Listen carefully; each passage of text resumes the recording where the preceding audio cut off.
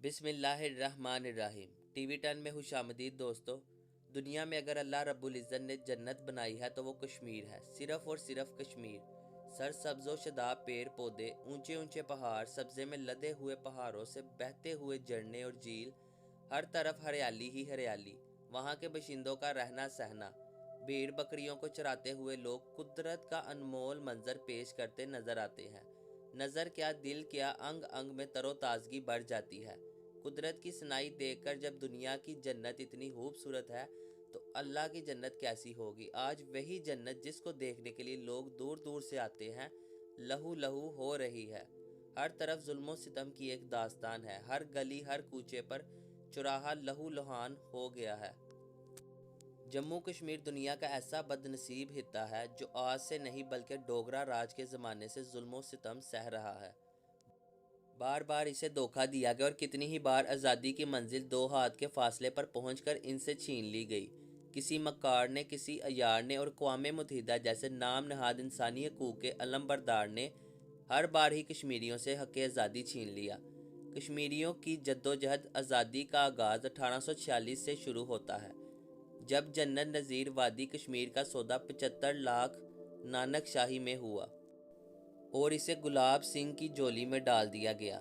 تقسیم ہند 1947 کے وقت یہ طے پایا تھا کہ مسلم اکثریتی علاقوں کا پاکستان کے ساتھ الحاق کیا جائے گا اور ہندو اکثریتی علاقوں کا الحاق بھارت کے ساتھ کیا جائے گا۔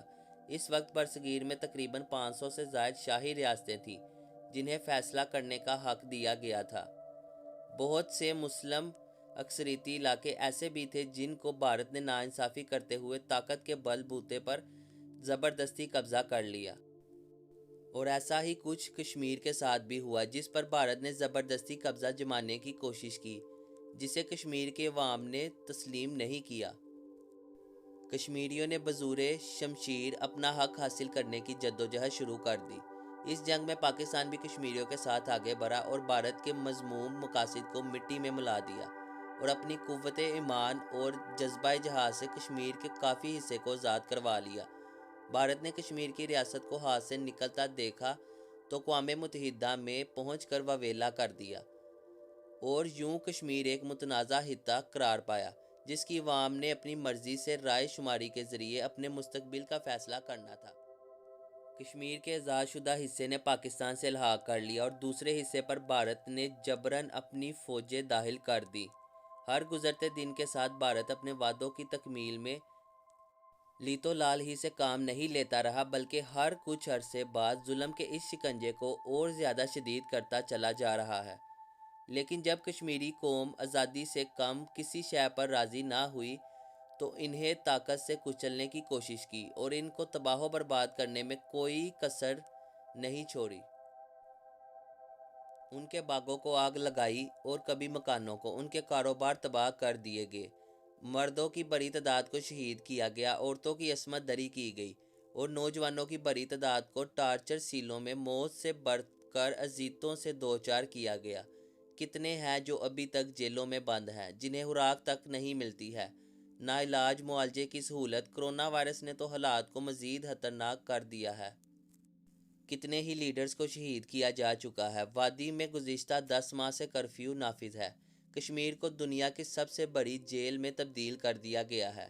کشمیر کے باسیوں پر ان کی ہی زمین تنگ کی جا رہی ہے، ان کی نسل کشی کی کوشش کی جا رہی ہے۔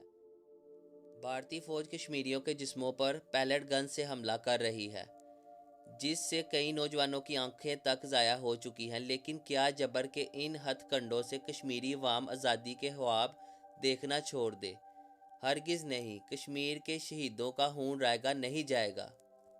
2016 کی بات ہے جب برہان مظفر وانی کو شہید کر کے بھارت نے اپنے طور پر ایک کانٹا صاف کیا تھا، مگر اس کے 50 مرتبہ پڑھے جانے والے جنازے نے بھارت کی نیندیں اڑا دی تھی اور آزادی کی تحریک کو نیا ولولہ مل گیا تھا۔ کشمیری عوام گزشتہ 72 سالوں سے آزادی کے لیے جدوجہد کر رہے ہیں۔ ان کی کتنی نسلیں اسی آزادی کی چاہ میں ختم ہو گئی، مگر آج بھی ان کے حوصلے جواں ہیں۔ نہتے بھارتی فوج کے آگے ڈٹے ہوئے، کہیں پیلٹ گنوں سے اندھا کیا جا رہا ہے تو کہیں جوانوں کو شہید کیا جا رہا ہے، بروں تک کو اذیت کا نشانہ بنایا جا رہا ہے۔ اور عورتوں کی عزت کو پامال کیا جا رہا ہے۔ لوگ بھوک پیاس سے مر رہے ہیں، ظلم کی انتہا ہے اور ان کو روکنے والا کوئی نہیں، مگر پھر بھی معصوم کشمیری نہتے ہوئے بھی گزشتہ 72 سالوں سے بھارت کی بزدلی کا سامنا کر رہا ہے اور بڑی جرات سے سامنا کر رہا ہے، جس کی جتنی تعریف کی جائے کم ہے۔ کشمیر کی حیثیت کو مٹانے والے خود مٹ جائیں گے، مگر نظریے کی اس لکیر کو مٹانا بھارت کے بس میں نہیں ہے۔ ویڈیو کو اپنے دوستوں کے ساتھ زیادہ سے زیادہ شیئر کریں اور کمنٹ باکس میں اپنی قیمتی رائے کا اظہار ضرور کریں۔